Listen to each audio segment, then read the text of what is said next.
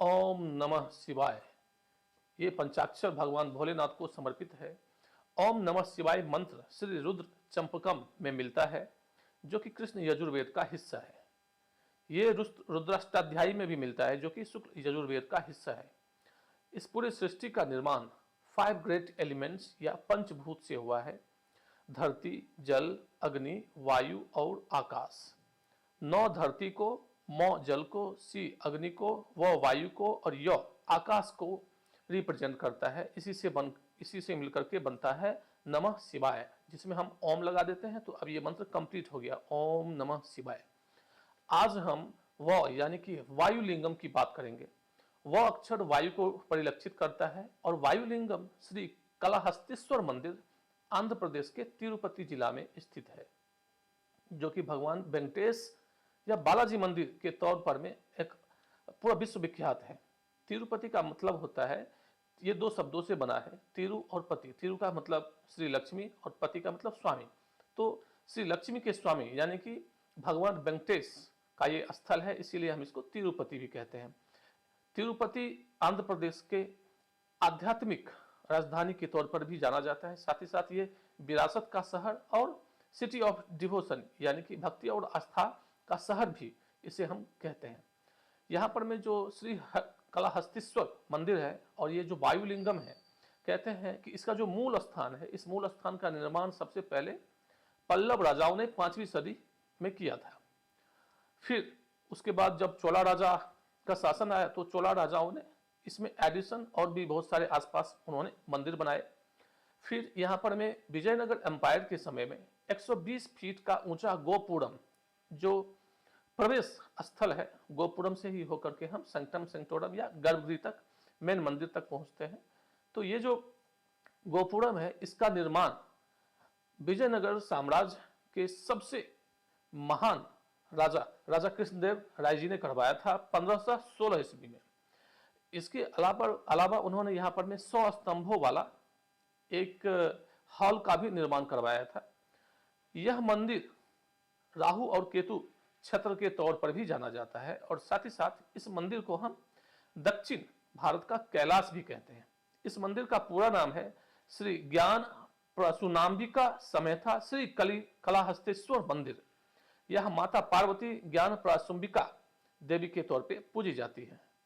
कहते हैं कि कभी प्राचीन काल में वायु देवता ने हजारों साल तक कर्पूर से बने हुए लिंगम की पूजा की, आराधना की, जिससे कि भगवान भोलेनाथ उनसे बहुत प्रसन्न हो गए और उन्होंने वायु देवता को 3 वरदान दिए। पहला कि पूरे संसार में वायु हर जगह उपस्थित रहेंगे। दूसरा, वे हर प्राणी के जीवन का अभिन्न हिस्सा रहेंगे। तभी तो हम सब देखते हैं कि वो हमारे जीवन का अभिन्न हिस्सा है। जन्म लेने से पहले से ही जो है वो हमारे जीवन का हिस्सा बन जाते हैं। और तीसरा जो है, जो वरदान उनको मिला कि वायु देवता ने जिस कर्पूर लिंगम की पूजा की थी उसे अब वायुलिंगम कहा जाएगा। ये भगवान भोलेनाथ ने उनको आशीर्वाद दिया, इसी वजह से इसको हम वायुलिंगम कहते हैं। एक दूसरी कथा जो पुराणों में मिलती है कि एक बार माता पार्वती ने भगवान शिव से शिव पंचाक्षर के रहस्यों के बारे में पूछा कि ये क्या है, प्रभु जरा बताइए। इससे भगवान भोलेनाथ थोड़े अप्रसन्न हो गए और भगवान शिव ने नाराज होकर माता पार्वती से धरती पर जाकर रहने को कहा। कहते हैं कि माता पार्वती धरती पे आई और यहीं श्री कालाहस्ती में भगवान शिव की उन्होंने घोर आराधना तपस्या शुरू कर दी।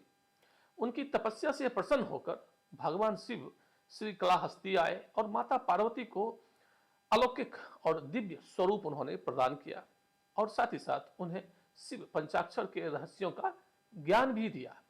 इसी कारण से माता पार्वती को यहाँ पर में ज्ञान प्रासुंबिका भगवती के नाम से जाना जाता है।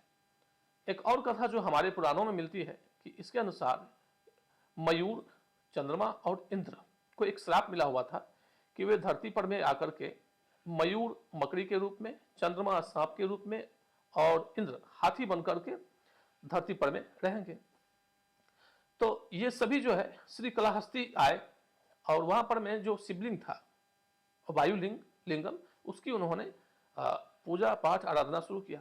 मकड़ी क्या करती थी कि प्रत्येक दिन शिवलिंग के ऊपर में जाला बुन देती थी, जिससे कि शिवलिंग बारिश से, धूप से, पत्तियों से इन सब से उनकी रक्षा हो सके। जो सांप है वो बहुमूल्य पत्थर प्रीशियस स्टोन्स ला करके शिवलिंग के ऊपर में चढ़ाता था, और जब हाथी आता था और वो देखता था कि शिवलिंग के ऊपर में मकड़ी का जाला है तो मकड़ी के जाला को गंदा समझ के तोड़ देता था। चूंकि इन तीनों में भगवान शिव के प्रति तो अनन्य भक्ति थी, लेकिन वो तीनों आपस में एक दूसरे को नहीं जानते थे, लेकिन शिव में उनकी आस्था अटूट थी। तो हाथी मकड़ी के जाला को तोड़ देती थी, साथ ही साथ वहां जो सांप जो भगवान शिव को शिवलिंग के ऊपर में जो उन्होंने पत्थर चढ़ाते थे, वो पत्थर को भी उन्होंने अपनी सूंड से हटा दिया और साफ कर दिया, और सूंड में पानी भर करके डेली वो जलाभिषेक करते थे, साफ करते थे शिवलिंग को।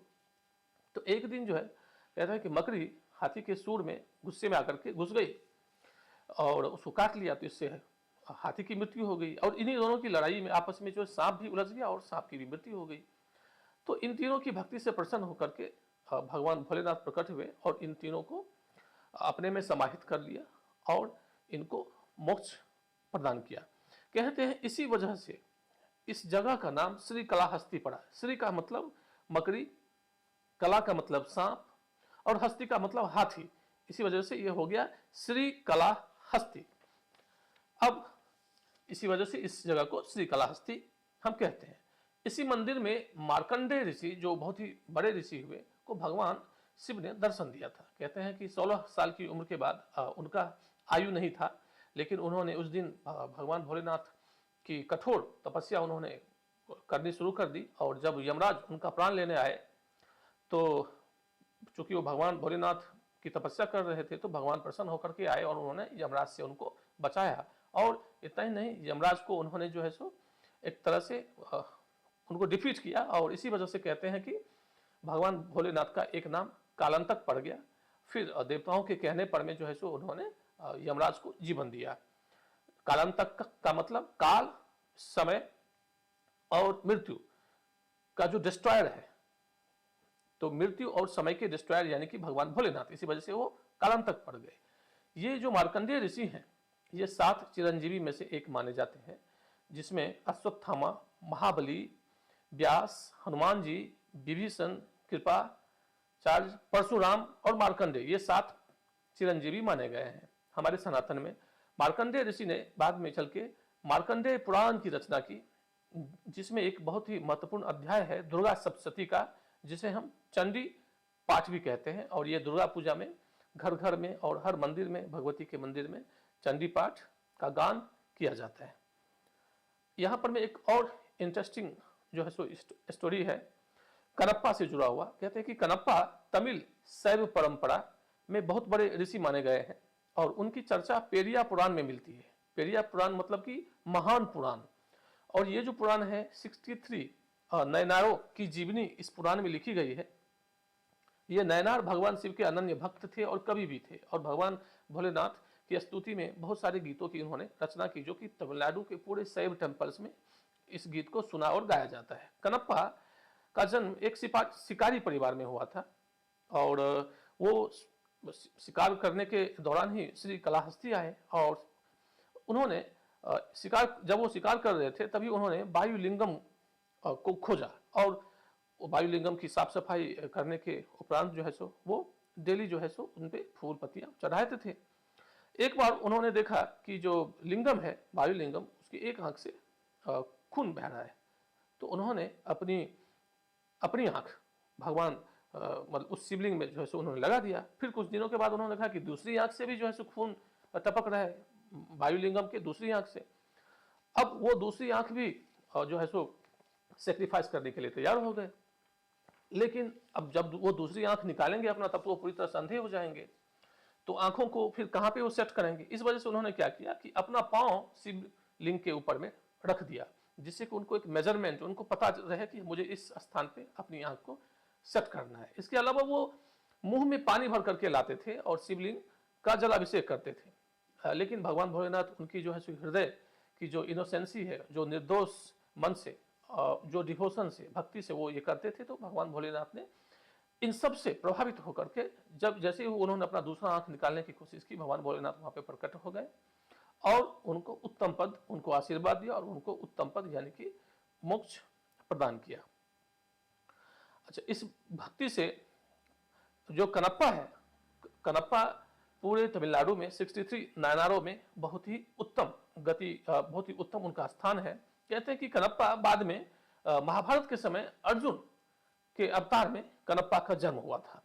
वायुलिंगम कर्पूर का बना है और गर्भगृह में हमेशा तो दिए जलते रहते हैं, लेकिन कर्पूर लिंगम जो है कहते हैं कि आज तक आग नहीं पकड़ा है।